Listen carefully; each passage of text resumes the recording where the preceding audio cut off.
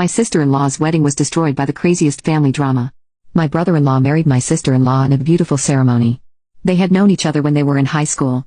But their best friends had gotten married the year before, and my brother-in-law played best man. My future sister-in-law played maid of honor in those friends' weddings.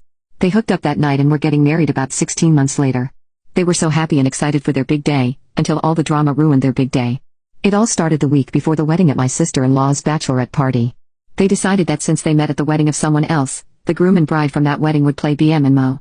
The maid of honor is plastered before I even arrive and is super weepy. She announced to the wedding party that she and her husband, the best man for this wedding, were divorcing. That put a huge damper on the night, but it encouraged us all to get intoxicated faster.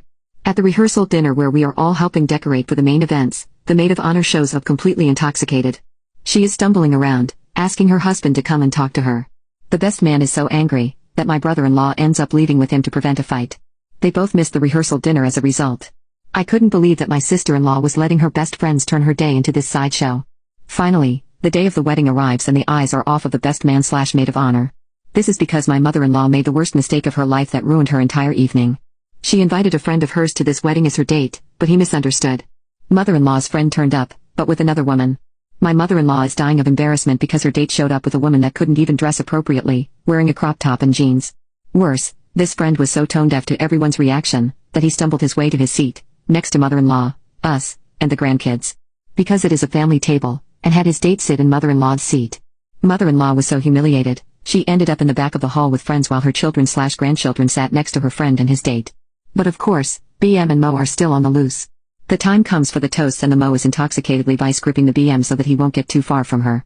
Because both of them were embroiled in their own drama, apparently he was cheating, that neither of them actually wrote a speech, the DJ was just improvising.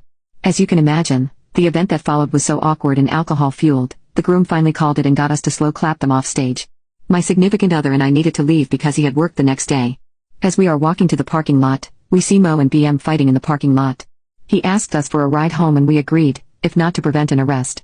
Mother-in-law calls me that night intoxicated and upset about her friend basically kicking her out of the family table. Brother-in-law calls us upset the next day because his wedding night was ruined by the Mo crying with the bride half the night. Wedding drama, you can't make stuff like this up.